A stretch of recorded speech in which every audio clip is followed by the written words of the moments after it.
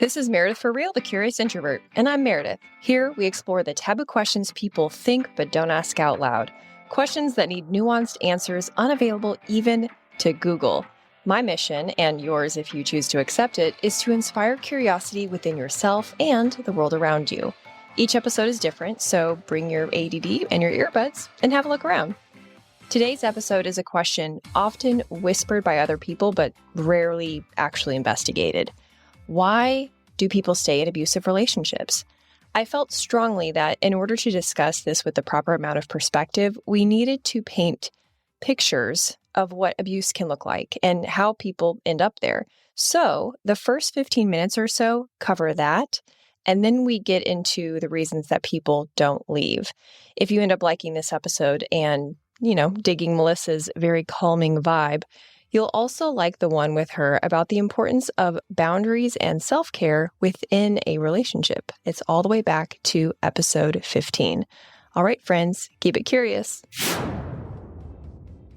When it's celebrity headlines, they're entertainment. When it's family members, they're infuriating and confusing. When it's our neighbors, they become gossip. What are they? Abusive relationships. 1 in 3 women have experienced them, and 1 in 4 men. And yet, despite how common they are, we still act as perplexed onlookers when the victim stays, goes back into the arms of an abuser, or leaves one to find another. My next guest is someone who experiences this weekly in her office. She's a licensed mental health counselor in Florida who specializes in assisting women in recovering from trauma and toxic relationships. Today, she's going to explain the intricacies that create the love-hate scenarios that trap people, why not all abuse includes bruises, and how we can actually help and be helped as we ask the question, why do people stay with their abuser? Professional listener, returning guest, the soothing voice of reason, Melissa Garner. Thanks for being here. Thank you. Thank you. Nice to be back. Thanks for having me. Such an important topic. It is an important topic, and I think in order to understand why people stay, we might need to paint a picture of why or how people even arrive in the abusive relationship. So are there certain types of people that are more vulnerable to abusive relationships than others? For sure, I would say so, and that I want to make sure that it's clear it's by no fault of their own. These qualities also make up a very lovely relationship if matched with the right person. But I will say that abusers do look for people that are easier to control in a sense. So they're going to be looking for the peacekeepers and the optimists and the passive communicators, right? The ones that are willing to compromise, which again are excellent traits if you're in a healthy relationship, but can quickly be taken advantage of by someone who's looking to do that. I heard a cult leader quoted on a podcast saying that he always knew who his next victim was because he'd physically bump into them in the street. And then if that person apologized, he was like, oh, that's my next person. Which again, you would think conscientious and polite behavior would be a great thing, and it is. But unfortunately, it can make one vulnerable to someone looking for those very traits to take advantage of. A lot of people don't realize that they are being abused, and sometimes it's sort of gradual as far as integrating itself into the relationship in the first place. Some people can be surprised to find that what they're going through is not normal. Well, that's what I was curious about, because it is gradual. Sometimes, in retrospect, when you hear these things explained, it seems very intentional. It seems very pathological. Are abusers usually systematic in how they choose and implement the systems of control in a relationship? They sure can be. So not all abusers look the same. I would say that the old adage can ring true that hurt people hurt people. Sometimes that is the result of their own trauma that has not healed and then gets projected onto this other person as a form of feeling powerful, right? Because abuse always comes down to a sense of power and control. And again, there's different reasons people want to feel powerful and control. Some of those reasons were because they didn't have any sort of power or control in their own lives growing up, and maybe they were the victim of abuse. And this is how they've learned to cope with it, unfortunately. Other abusers are very calculated, and this is where you're going to see more narcissistic personalities and antisocial personalities, and sadists, where the goal is to find someone to hurt for different rewards. Interesting. Yeah. So the drivers are different. The awareness is different, but sometimes, I don't know, would you say sometimes or always like the method is similar? Because, going back to that analogy of cults, and I've heard abusive relationships described as even like a 1-to-1 cult. And Sure. Oh, yeah. Love bombing, breadcrumbing, trauma bonding, grooming. Have you seen a lot of that in your practice with the women that you work with? Oh, unfortunately, a lot of that. That really is my specialty, and so I see a lot of it. There's different types of abuse out there, and some are very obvious. You would think, physical abuse is a very obvious form of abuse, and that's where you're going to perhaps see signs of abuse, bruises, cuts, broken bones, burns, things like that. But some abuse is obviously not very obvious, and that's going to be where you're going to see emotional abuse, psychological abuse, right? Where the goal is to turn oneself against oneself, right? Sort of break down one's own trust and their ability to depend on themselves, right? Or to trust their emotions or how they even think, right? So emotional abuse is meant to use your emotions against you to get what I want. Right. So if I can butter you up and make you feel good so that I can have something for me, great. If that's not working, maybe I ramp it up and move on to badgering and hopefully break you down that way. Or maybe a guilt trip will do the trick. And then beyond that, it can move into pretty serious types of manipulation, threats, temper tantrums, violence, punishment, and retaliation. Right. And then there's other kinds of abuse as well, sexual abuse, financial abuse, right? Relationship abuse, where one is just isolated, right, away from their friends and family, or discouraged not to pursue higher degrees or an education or training, right, not to work, right. Sometimes abuse and control is under the guise of I want to take care of you, but also along with that, I want to control you. I want to make sure that I'm the only one that can take care of you. I've seen a lot of that, just over my years of doing business with women. I was in their kitchen. We were talking about skincare and makeup, and women will disclose a lot when they take off their mascara for some reason. And so, there was one lady I met here in Pensacola, and she told me that her husband doesn't allow her to make any purchases. And when she goes to the grocery store, when she's at checkout, she has to call him and tell him the total. And then he wires it into like a debit card.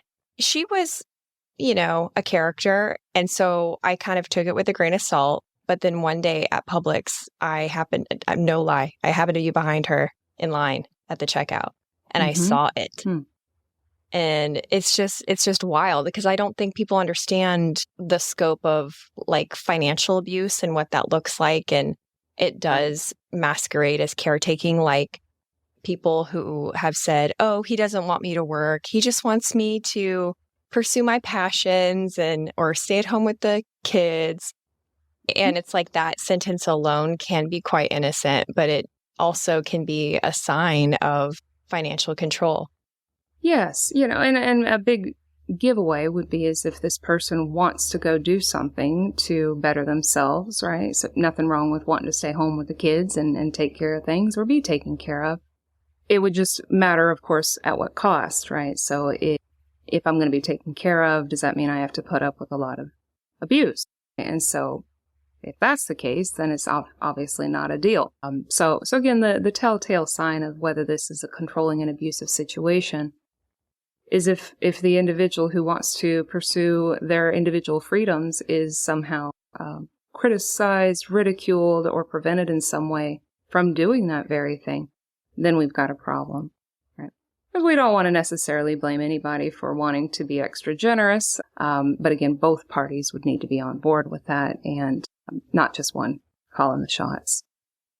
Yeah, there's a lot of subtleties in the dynamics of abusive relationships. I'm glad that you explained the financial abuse more, because it's one that I think doesn't get talked about a lot. But can you kind of explain or define what emotional abuse is?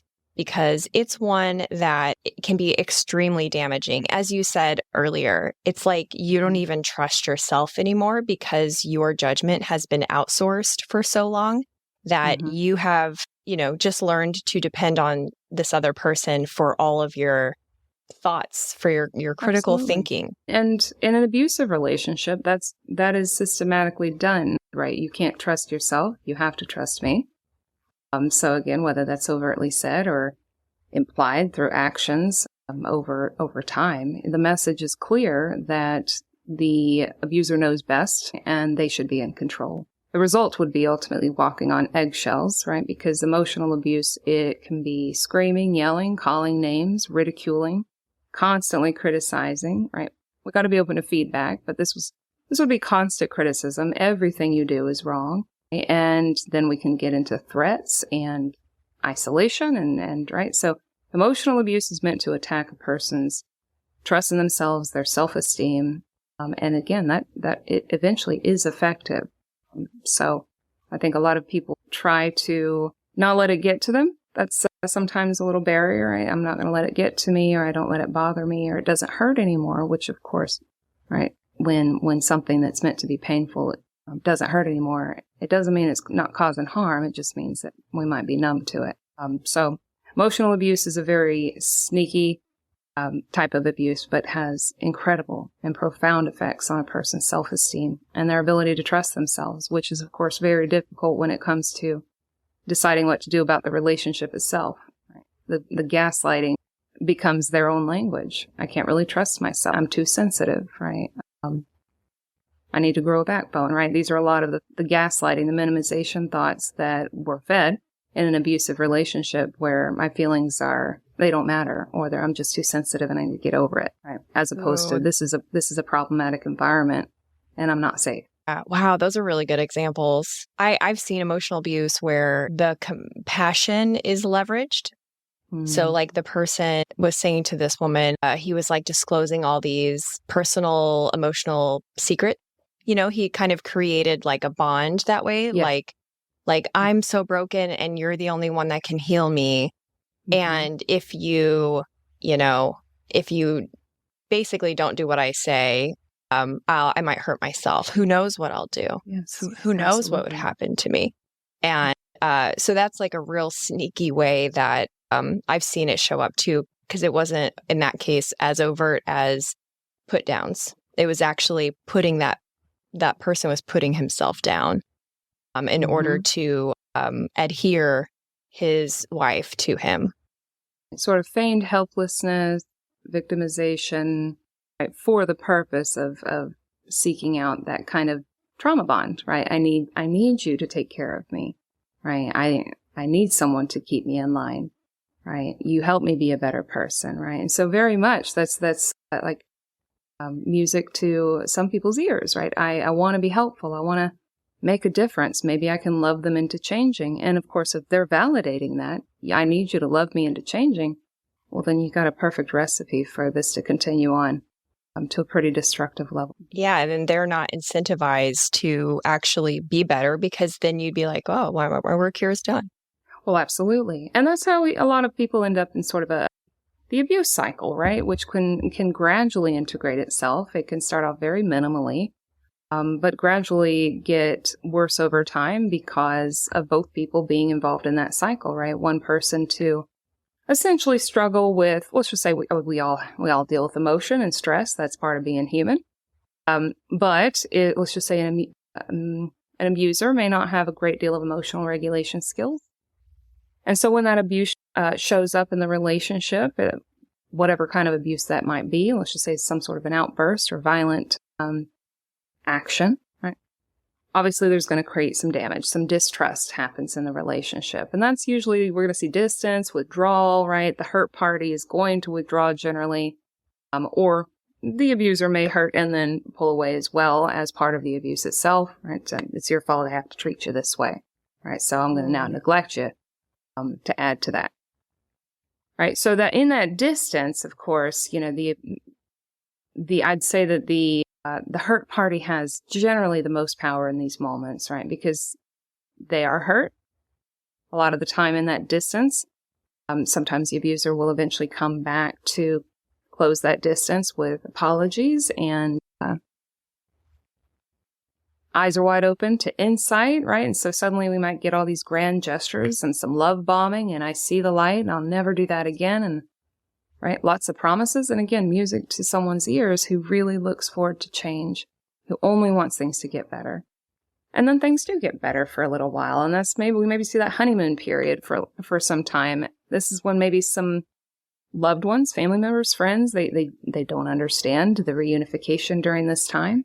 And this is when sometimes the external relationships, such as friends and family, start to get more distant, right? Or feel pushed further back, right? Because you all don't understand that I love him and we're working on it and he promised he'd change or he has changed. And, and so again, the distrust not only affects the relationship itself, but people around the relationship as well, right? Mm-hmm. So things return to routine eventually and the whole cycle repeats itself. I've never thought about the connection between the reunification and the emotional response that happens with the support people and how that actually creates more of a gap, and more isolation. Because I've experienced that when I've been a crying shoulder to quite a few women and then I help them, and then they go back. They go back to the guy that was, in one case, physically choking them. It's hard not to go, okay, well, fine, and we'll talk more about that at the end, about how we can support others. So, but I want to kind of transition into why people stay in abusive relationships. We mentioned like extreme examples, like cults and stuff. I think there's just this temptation to think of abusive relationships like the Elizabeth Smart case, like, oh, they must be held in a basement somewhere just waiting for the opportunity to get out. But it's not that cut and dry. Right. Over the years, being trusted with disclosure and not knowing, always how to help. I wanted to get your take on the yeah buts that I've personally heard, and maybe you can expand on them or share other examples that kind of bring this into light. And the first one is a big one. It's a big but. Okay. Yeah, but he's never hit me. Sure. Absolutely. That's a really common one, right? If I were working with a client, we would really take our time with that. So, because I wouldn't want to get into a back and forth of trying to convince someone why they need to leave. Right, because that's a quick way to lose that person's attention pretty quickly. When it comes down to it, even if you're not being hit, over the years, the women that I've spoken to, the people that I've worked with, oftentimes refer to the emotional impact of the abuse as worse, in some cases, than the physical. I can't speak for everybody, of course, in that sense, but again, a bruise generally heals a lot faster than the self-esteem. So I would say that an emotionally abusive relationship is just as detrimental as a physical one. And really, you can't have one without the other. Even emotional abuse takes a physical toll on a person's body. Another yeah, but I've heard is, yeah, but we're married, so it's not rape. Mm-hmm. Right. So rape is unwanted sex, right? It's sex against one's consent. Whether you're awake or asleep, or whether you are married or not in a relationship.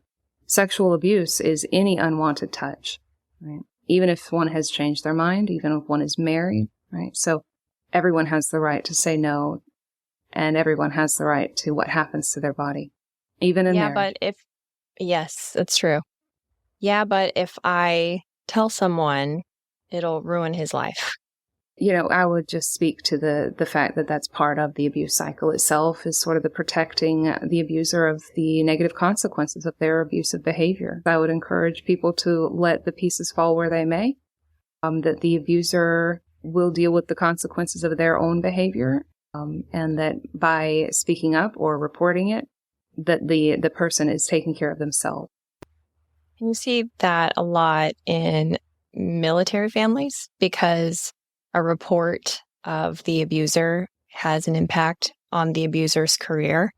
And sometimes, because of the nature of being a military family, they're already isolated. And so that can create an added fear component of some practical fears. So Absolutely. let's kind of unpack those reasons, because I think we're kind of getting into that neighborhood of the categories that you want to share: emotional, cultural, and practical. So Yes. do you want to start with practical, since we're kind of on that topic anyway? And so the practical reasons that people may not leave an abusive relationship, or it may be difficult to leave one, is just like you said, that perhaps reporting a spouse may result in that spouse's employment being affected, which then affects the household income, which then affects perhaps the kids, the pets, the people involved in the home. It's not always a clean break, as you just pointed out, right? It's an untangling of one's enmeshment with this person. So practical reasons can include lack of resources, right? That if you're leaving the abuser and they were the only source of support, such as finances, emotional support, companionship, right? Shelter. That's a big ask to go find those things for oneself when you're already in a state of emotional turmoil. So just a lack of resources in general to money, shelter, childcare, support, emotional support, counseling, things like that can be a major factor. It's not having the ability to leave. And sometimes disability is another issue entirely. Not just difficulty leaving, but the inability to, say, somebody who has a physical or mental disability puts them even more in a vulnerable position to be taken advantage of. So obviously that makes it more difficult to leave. Practical reasons would also include just the logistics, right? So what does that mean as far as where am I going to go? If do there need to be any legal proceedings, right? Does this mean some sort of a divorce or a legal separation? Where are the kids going to go if there's kids involved, pets? So it can be an overwhelming process to even think about. So that's why I say, when working with someone or talking with anyone who's in an abusive relationship, one of the best things you can do is help them listen to themselves, ask questions, let them speak, let them hear themselves. Because that is so important, because they haven't been in touch with themselves probably in a while. Yeah, that's major. I never thought of that. Just to let them speak freely, like give them a space to process their thoughts out loud. I once met a woman who had some sort of mark on her. I forget what it was, but I asked about it. And she straight up told me that her man abused her. And I was like, and it was within the first 10 minutes of meeting, right? Like I was thinking, oh, this will be a funny story. This will be a good icebreaker after we shook hands and we're literally like, nice to meet you. And we were in a private space and she must have just felt some kind of way. And she admitted after that, after she said, oh yeah, well, my man, I forget how she worded it, but basically beats me. And I said, oh, okay. Something to the effect of, well, why don't you get on out of there?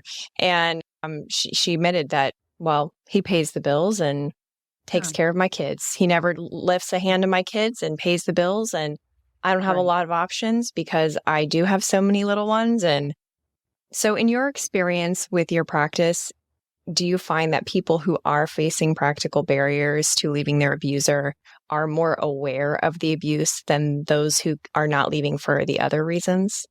That's a good question.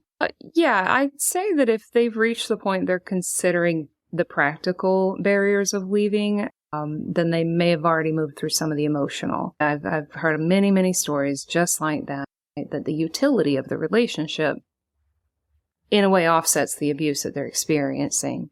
And to them, it's worth it to sort of sacrifice themselves for the stability of perhaps their children or the family dynamic.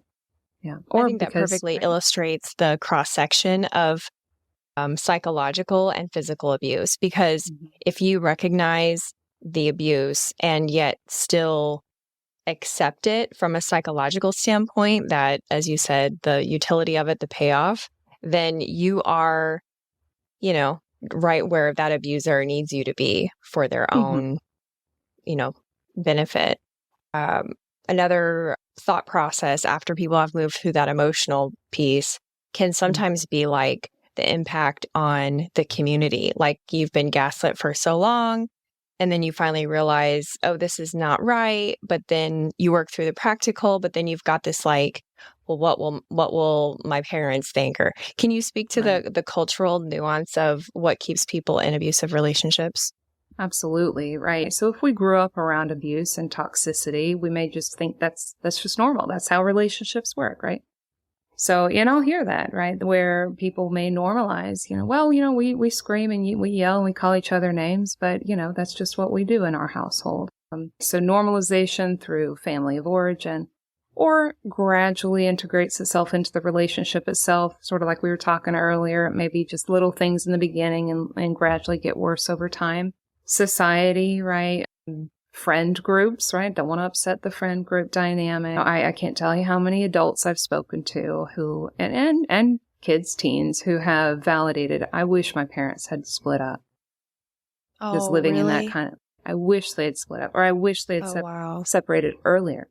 Because of course, leaving and having parents who are separated, it has its effect for sure. It's a challenge. It's not the ideal scenario, but staying in an abusive environment and relationship has extremely detrimental effects. So it's not necessarily better for the children just to stay in an abusive environment and relationship. In some ways, it can be more detrimental. I'm so glad that So you brought that up because I know your specialty is working with women. And so we're speaking from the vantage point of what you're best at. But I just sure. want to speak really quickly to my male listeners because I feel like there is a double standard in our society of what women will tolerate in a relationship or in what they are encouraged to tolerate or not tolerate and what men are.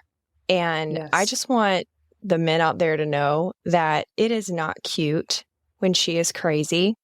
It's Right. not part of her sexiness. It's not okay that she puts a tracker on your phone or calls you a bunch of times or is checking all your, stuff or keying your car.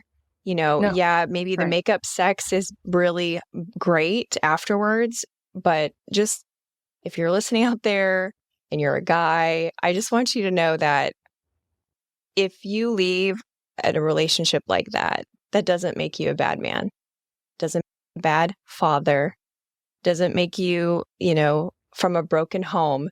It makes you breaking the spell of future generations thinking that's okay. So I just wanted to put that out there. That is a really good point. And I agree, right? We think about abusive relationships, and I think a lot of us conjure the image that comes to mind is the male is the abuser of the women. And it absolutely goes both ways, right? Right. And so, yeah, absolutely. The control tactics are similar. Like you mentioned, several: tracking, stalking, demanding, right? Checking on everything you're doing, right? It's not okay. So Yeah, a healthy crying if you don't relationship. get your way, like just bursting out into tears instead of having a normal adult conversation, just, going into a fit of sobbing can be very manipulative. And I think that there's a lot of, men out there that just put their identity into fatherhood and being a husband. Like, who am I if I'm not this? Sure. And Yeah. that kind of is an example of the end psychological consequence of this chronic state of walking on eggshells and, crisis in the home. Right. Because sometimes you end up with sort of the abuser and then the passive one, and either gender can be, right? So, and then sometimes you end up with two that use hurt to get their point across. Yeah. Was there anything in the Department of Culture that you wanted to also bring out, or do you want to move into the emotional reasons? Because I know there's a lot of those. A lot to say about emotional reasons. Yeah, I think we covered cultural. I think a big one can also include, of course, spiritual beliefs, religion beliefs. Right? So where essentially everybody else is telling you that you have to stay regardless of what the abuse is, for whatever reason they think is important. I think one more thing that can cycle into cultural, which sort of segues into the emotional side of it, is the sort of sunk cost fallacy, right? Like, I've come this far. How could I turn back now, or how could I leave now? We've gone through so much together. And that's, again, I'm going to speak some to the trauma bond, right? We've been through so many traumas together. That must mean something about us, right? And so that can almost cause a person to want to double down on the loyalty to an abusive relationship just because of everything they have come through together. Wow. That's major. Do you see that as a reason that people end up marrying their abuser? Like, they've dated for a long time, then they get married, and even though, this is your chance to, exit, they instead lean into it because they've come this far. I could definitely see that in like a religious community. Absolutely. Yeah. I've worked with many people who, right, their abuser, they will both go to their spiritual or places of worship and, put on the show and then go home and treat each other terribly. Yeah, that's true. I heard that called the dinner party paradox. Like, when you're at the dinner party, you're playing a part, and then you get in the car to go home, and it's like a switch turns. Yep. And you become, how you are at home, whether that's distant or, argumentative or whatever it is. It's like, it's a different version of yourself, public to private. Absolutely. Right. The mask comes off. And so Emotional. Let's go into that, because that's a biggie. Of course. There's a lot that goes into deciding to leave an abusive relationship. I'd say one of the first ones that comes to mind is just a not knowing or simply denial of the abuse, right? Where we can minimize it, right? We can, minimization or numbing is really a barrier to leaving an abusive relationship, right? So I don't want to feel if I'm in an abusive relationship, so I'm going to numb somehow. I'm going to just turn those feelings off. And there's lots of ways to do that. I can, right? Drugs, alcohol, shopping, eating, maybe go start my own little affair on the side, right? So all sorts of things can lead to distraction, which again, if we're not looking at the problem, then it may not bother us as much. Can you give an example of that abuse being minimized? Because I think I'm just imagining someone who might be in an abusive relationship listening to this because they can't trust their own judgment about their own situation. They might need some, a picture painted that they can paint themselves into and figure out if that's them or not. I've worked with people where, they call me names. They call me horrible names, and they scream and tell me terrible things about myself. And, and they're just smiling and laughing and tells me, it doesn't even bother me anymore. I just expect it at this point. And again, that's danger zone. When we have gone numb to things that should hurt, we're at risk of getting really hurt, right? Because that pain is a good thing. It's built into our instincts to sort of teach us what's dangerous, right? So if that signal has been turned off somehow by either willful, I can just take it, right? I'm tough like that, and almost taking a sense of pride, and I'm not going to let them get to me. But if someone is being abused, rather than leave the relationship, they might find somebody else who makes them feel a little bit better, right? And then, of course, now we have shame and guilt, and now they feel they deserve the abuse they're getting at home. So it's almost fair. Yeah, I mean, that's like positioning yourself so you feel deserving of the situation that you have, removing the contrast of who you really are and your situation so that your world makes sense. I mean, I don't think you could have explained the complexity of abusive relationships better than just that one example. That's very eye-opening. I'd say some other emotional reasons. One of the biggest ones, of course, would be fear.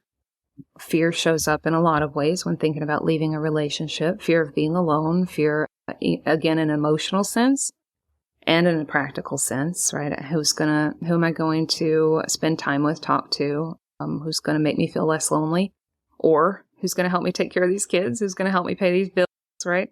Fear of leaving and retaliation, right? So the abuser obviously generally don't like being They don't generally like it when people leave.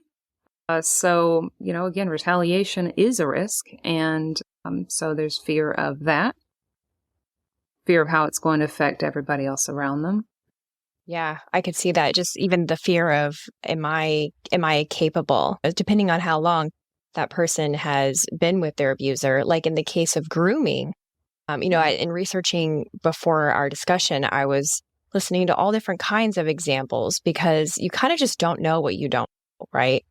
Someone was talking about they were 16 and he was like 18 or 19. And then, supposedly they didn't start dating until she was 18, but she was groomed up until that point. And so he had a huge influence in her own understanding of who she was as a person.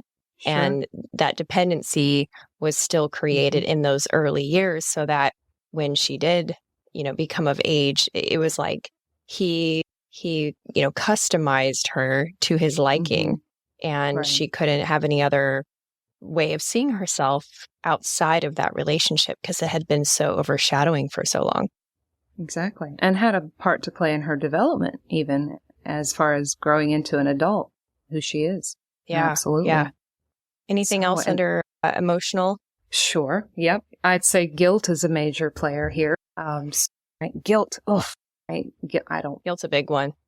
Guilt for everything. Right. And again, a lot of caregivers, a lot of the people pleasers, a lot of the ones that like to take care of everybody else. We tend to be a little predisposed to guilt. Right. We want things to go right. And for whatever reason, if they don't, it's my fault.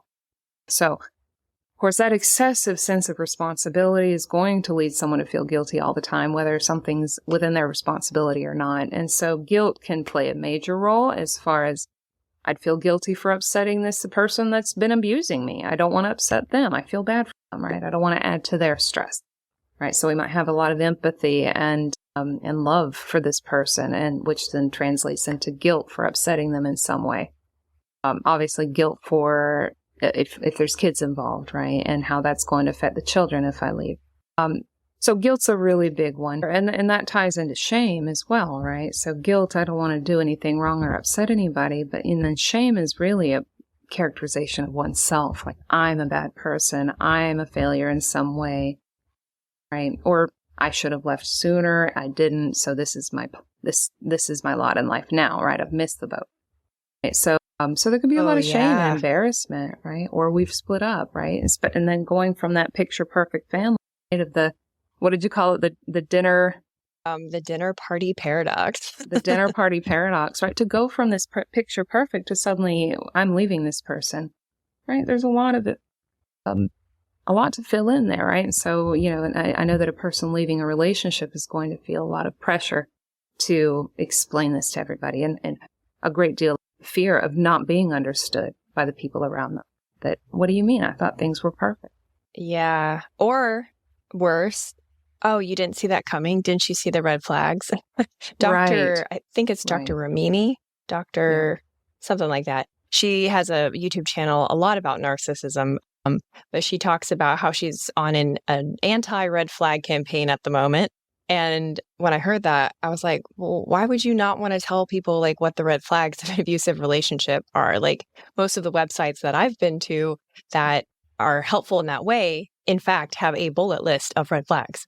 And she said it was because she feels like it puts too much pressure on the victim to be in charge of all of that. And it just is too much pressure. And so after a person leaves, instead of, oh my God, I can't, instead of the dinner party paradox, there's something opposite, like didn't you see the red flag paradox? Like, oh yeah, we knew, and how hurtful is that? So the victims of abusive relationships, whether it's emotional, financial, or physical, there's so much aftercare that has to happen. So I'm so glad that, there's people like you out there that understand the scope of it and can be a resource. Yeah, absolutely. Because that's another fear, as you pointed out, is leaving a relationship that's abusive. And someone coming along and saying, well, I told you so, right? What took you so long, right? Obviously, nobody needs that kind of shame when they're trying to make a good decision for themselves, a very hard decision. So, and then I'd say that the last thing I'll say on emotions for now would be, again, sort of that longing for better, right? I remember the good times. I remember who they were before the abuse began. That's so true. Hey, Curiositors, just a quick pause to show gratitude to our sponsors and give you some special deals. If you're new here, you may be surprised to know that the beautiful backdrop of my show is not a virtual screen. It's a real place that you can really rent inside of the Pensacola Museum of History. The exhibit space is called Trader John's. It's an old bar in Pensacola whose owner was just as eclectic as this town. And it's perfect for birthdays, work events, award ceremonies, retirement parties, family reunions. So don't pick another boring venue space for your next event. Give the Pensacola Historic Trust your business and make your event super memorable. Learn more at historicpensacola.org. The weather is cooling down here in the southern U.S., and that means it's fire ant season.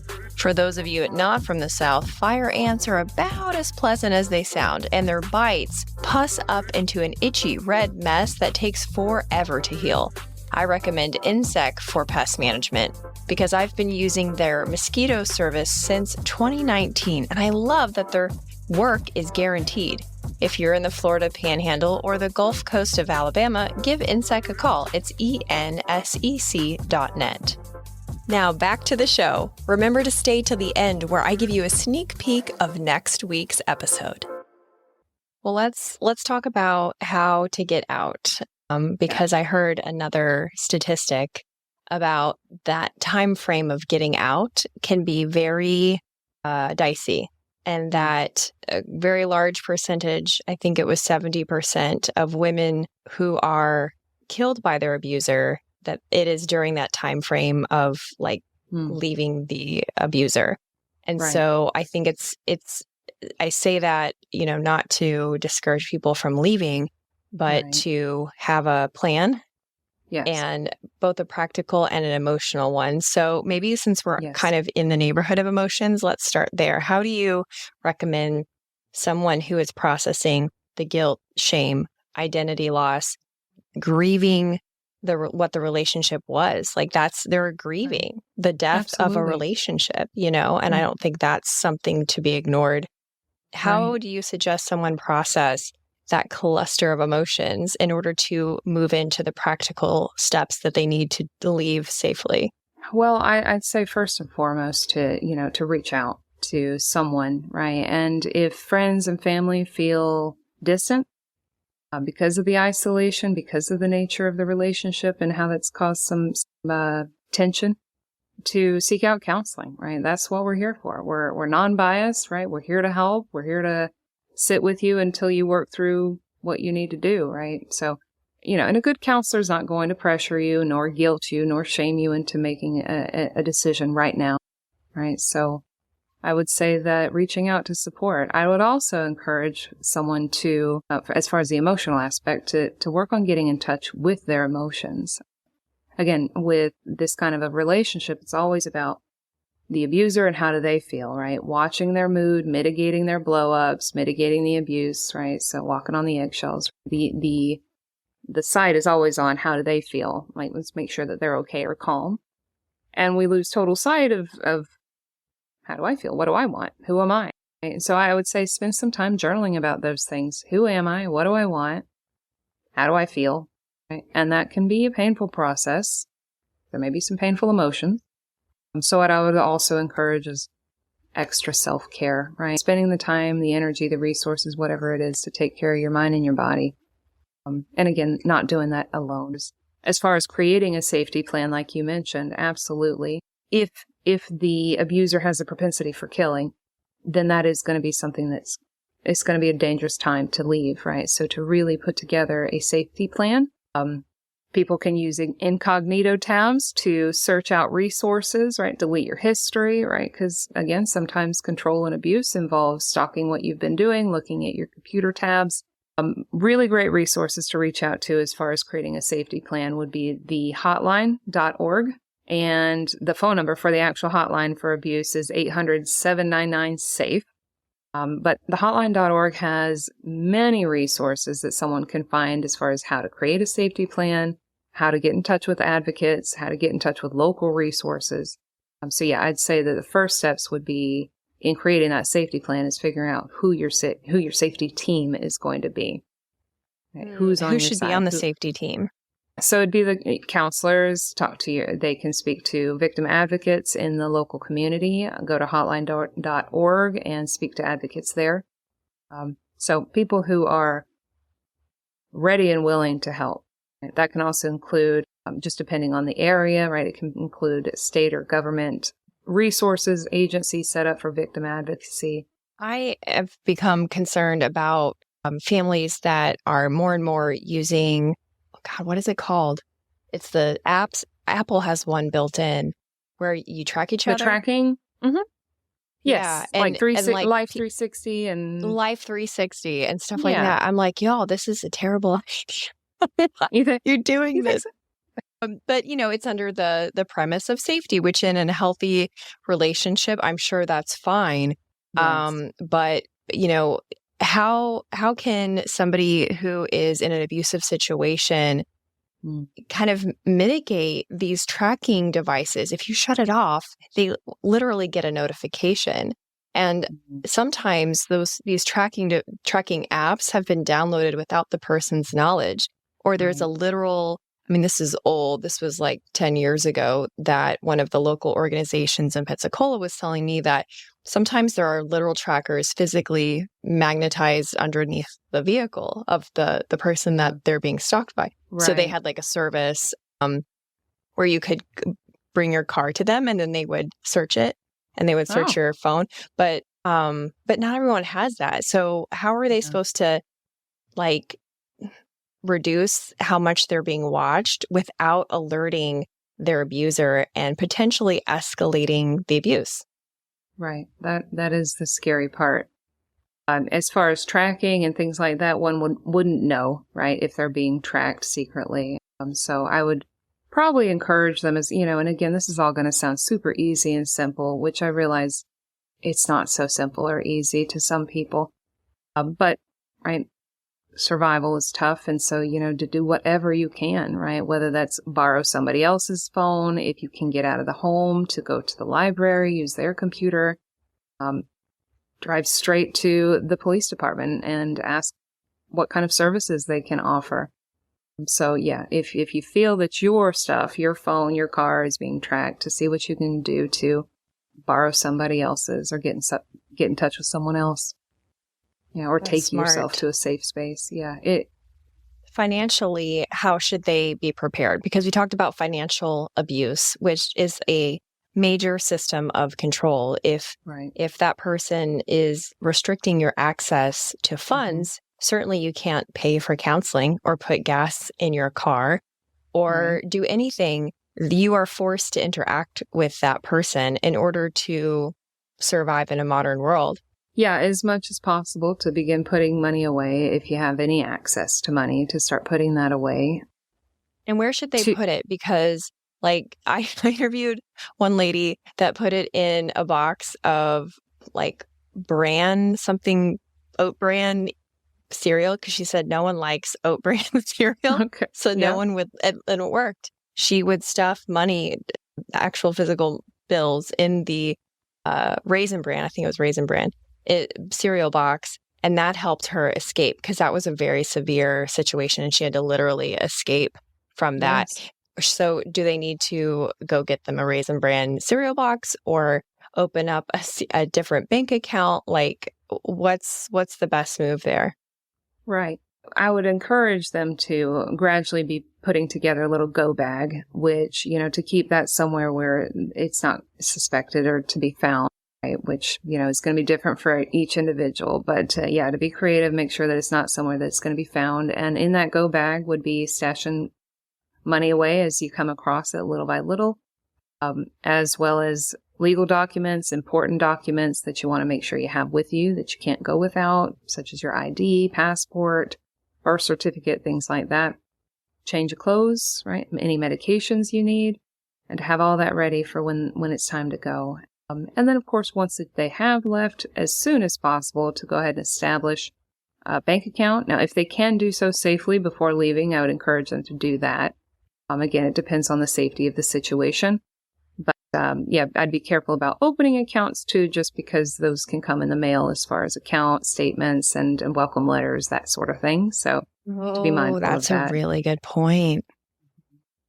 And then as far as, because like you said, cash, we got to have some sort of money to function, to survive. And so I would encourage them to look into local resources, shelters, churches, charities, right? There are food banks. They generally are available in different areas. And so 211, at least in, I believe, the U.S., if you dial 211, not 911, but 211 is going to connect you with local resources to help with things like getting you established with healthcare, childcare, shelter, and even vocational rehab to help them get back into working and making money. You mentioned documents, which is such a good point, to have the documents that you need. What about creating documents that create some sort of trail of evidence for legal proceedings? What's the best way for someone to do that? Are you allowed to like legally record phone calls or in-person, confrontations? Kind of like, is there a standard operating procedure for how to make sure that you don't do all this and then just to be shot down by a judge? Because like in the example of some of the technological stuff that we were talking about, cyber stalking is not recognized as a crime in all states, I don't think. And so there are certain pieces of evidence that you have to show, like to get a restraining order or to allow you to get custody of the kids, because in a huge power disparity, like say the person is a high-ranking military person, a police officer, an attorney, someone who's well-connected, and you have been the stay-at-home person for ever, and you are not at all connected to anybody, which was apparently by design. That gap is such a huge disadvantage for the person who's trying to shore themselves up in order to create a new life. Absolutely. Right. It can be like starting from scratch, for sure. Yeah. Except not really, because they're starting at a disadvantage now, right? With a whole lot of broken heart and a lot of other logistical issues. So I can't necessarily speak to the legality as far as whether it's legal or admissible in court. But I would encourage a person to keep as many records as possible. Keep text messages, write things down when they happen, take pictures if there's any injuries, right? If there's items that have been broken, right? If you've taken video, keep it, right? Absolutely. If it's not admissible, it's not admissible, but better to have it and not need it than to need it and not have it. So yeah, I'd say that keeping a record of the abuse is going to be really important. Not to say that that's necessarily a healthy thing to keep in a healthy relationship. But again, if we're dealing with an abusive relationship and you need to leave it, and this is going to support your case, then absolutely keep records as soon as possible. If you were to summarize like the top one or two mistakes that people make when trying to leave an abusive relationship, what comes to mind? What have you seen? Like, feel free to give a real example if you have one. I would say it's hard to call this a mistake, but I would say that I'd say most people, when leaving an abusive relationship, the statistics say that most people attempt to leave 7 times before officially leaving. So I wouldn't call it a mistake, but I would say that that's common, right? So I want to normalize that if someone's had a hard time leaving once or twice or 3 times or 6 times, to not necessarily see that as a failure, right? But again, I don't want to call that a mistake so much as people trying their best in a relationship, right? It's hard to say what the other person's going to do. I think a lot of people blame themselves. So I'd say that's a mistake. Don't blame yourself for the abuse ever. You didn't cause it. You can't control it and you can't fix it. Or this is something else I've seen where I'm just going to get counseling for the kids, but not myself. And so I'd say another mistake would be to just neglect self-care and assume that this is a fresh start for you. There's going to be some healing that needs to take place. So I'd say it'd be a mistake to skip that self-care and the healing process that you'll need. Otherwise, like you said in the beginning, we may be set up to go right back into another relationship that's not healthy unless we work on ourselves first.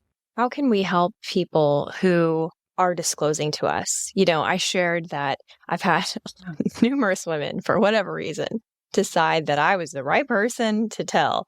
And I'm sure that I failed them. I mean, I hope not. I hope I helped them a little bit, but I replay these conversations in my mind a lot because I'm not a mental health professional. I'm just a person who has therapist vibes, like it's a little bit like mom vibes, but not a mom, therapist vibes, not a therapist. And I'm sure I'm not alone in that. And if you are someone that people just kind of share their deepest, darkest secret to on the regular, I think it'd be helpful to kind of know how to help them at different stages. So I'd say a lot of active listening, a lot of how do you feel about that? What are your thoughts about that? What do you want? Okay, so wait. So you're saying we shouldn't be like, girl, oh my gosh, and then like blurt out that, that son of a bitch, I'm going to get him. Like you're saying, don't do that. Generally, sometimes that can probably be validating, but we run the risk if we respond like that, we run the risk of either and causing them to feel as if they're at fault for this relationship, that this is so clearly terrible, and how could they not see it? And we don't want to instill any sort of shame, right? Because these things are not always obvious from the inside. And then the other thing it might do is put them in a position where now they feel like they have to protect and defend this person. And they probably don't want to do that either, especially if they're talking about how they've been hurt by them. But that can sometimes be a natural reaction to shut down or make you feel better. Oh, no. It wasn't that, right? Don't worry about me. So yeah, as much as possible, to again, sort of help them connect with how they feel about the whole thing, right? Because they may just be disconnected or numb to it entirely. And if they're not ready to face the reality that these things are not okay, then again, it may shut them down entirely. So I'd say that active listening is the best possible thing you can do. Show appropriate responses, right? So we don't want to have no emotional response at all, of course, but nor do we want to normalize or have a great emotional reaction, like you were saying. It can be really hard to be on the outside and watch someone you love being hurt and having no control or power to change that. Yeah. Of course, you want to reach in and wrap them up, but can't make that decision. Because time moves in like slow motion for those family members, because you're looking, or those friends, because you're looking in going, oh God, if we could just remove this poisonous person out of the picture, we would all be better. Right? Yeah. And so it's, easier said than done. So if somebody does have a friend or a family member who is clearly abusing, is the only course of action to be an empathetic listener, or is there other things that they can do in order to kind of help that person realize, hey, there are better options out there? Yes. So active listening is a big one. I would encourage them to go to counseling. If I was meeting somebody, I would encourage them to talk to somebody, right? So again, which is also going to help them talk and hear themselves. I would avoid ultimatums, of course, that it's them or me, right? It's them or our friendship, or it's them or we're never going to talk again. Now at the same time, right? Because those ultimatums come with the implication that, or the expectation that they end the relationship, right? And of course, if they don't end the relationship, now we're going to have tension and conflict in this relationship, right? You didn't meet my expectations of leaving this person, and therefore I'm angry at you now. And now they've got their abuser and now their best buddy or whoever angry at them for being in this terrible situation. So we want to avoid punishing. We want to avoid shaming. Now, at the same time, I will say for people on the outside, it's natural to feel angry and it's natural to feel hurt and helpless. It's okay to take steps back from time to time too, not as an ultimatum and in a sense of trying to get them to make a decision, but to step back as your own sense of self-care and boundaries, right? To recognize, you know what, this is not something I have control over. It's ultimately not my call whether this person stays or leaves this relationship. There's only so much I can listen to as far as the abuse, right? Do you think, that it would be appropriate or I don't know, subtle enough if like you had a friend or family member in an abusive relationship to listen to a podcast and you're like, oh God, this would really help them. And maybe it's not overt. Maybe it's like a podcast about somebody's story, like it's a true crime podcast or something. Because like those are very well shared among women, right? Like, Yeah. I'm not really into true crime, but a lot of people are, and so people will recommend them to me all the time, and I'm like, it's not my bag. I don't want to say I'm sorry, but because that is normal in our society now, and because podcast listening, unless somebody has an invisible tracker of all your movement on your phone, podcast listening is anonymous, right? Like Google doesn't have a great rep, Spotify doesn't, but those other apps, they do. So unless like that person has access to your app and can see your listening history, like it's anonymous. It's not going into a browser or something. So like, would that push them away, or do you think that might help because it's an outside story coming in that person can kind of relate to in a scary way and go, oh my God, this is opening my eyes? Or am I just in fantasy land that podcast will save the world? Well, let's hope. Nothing wrong with reaching for the stars. I mean, it depends on the situation. I think that sending information, sending podcasts, videos, articles, the hotline.org, resources, right, all can be really helpful. You just want to sort of also keep in mind the rapport, right? So are we bombarding them and putting a ton of pressure to make a decision right now? Too much pressure, we can sometimes push them right into the arms of the abuser even further. Before we share our final resources and wrap up, is there any other thoughts that you want to get out there? I would encourage whoever's dealing with an abusive relationship to start paying attention to themselves, right? And there's nothing selfish about self-care, right? There's selfless, there's selfish, and then there's self-care, right? Where if I'm selfless, I don't matter. And if I'm selfish, nobody else matters, just me. But in self-care, everyone matters, right? And I am responsible for me, and I'm not responsible for anybody else. But if I can take care of me, I can function the best in my relationships. And when leaving or going through a really tough adjustment, you can have a plan. It can feel overwhelming. So I just encourage them to focus on one breath at a time. If it ever just feels like too much, just make it to the next breath and then the next one. That's awesome. So hotline.org. The hotline. 211. Thehotline.org. Yeah. Oh, thehotline.org. Yeah. 211. Is loveandrespect.org. Is that for teenagers, or is that for, because they have like a quiz that you can take? Is my relationship healthy? Or they used to anyway. Yeah, loveisrespect.org, I believe, is tied in, and it's sort of tuned for young adults, Love is Respect. But the hotline.org, there's a lot of overlap, and they have really great information, resources. I do believe they still have those quizzes.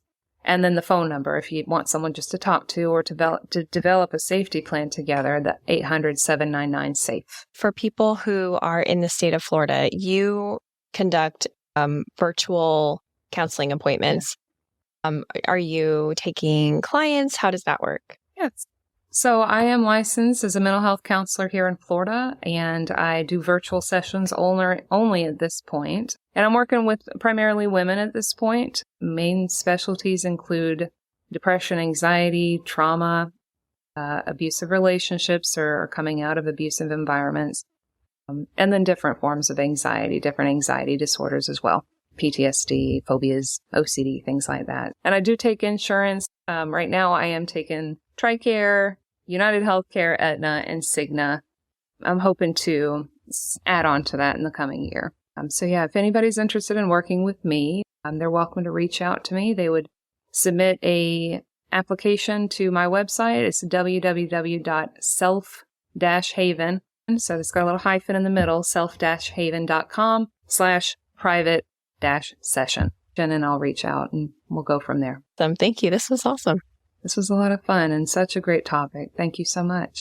Thanks for listening. If you liked this episode and were feeling Melissa's calming vibe, you'll also like the one with her about the importance of boundaries and self-care within a relationship. It's all the way back to episode 15.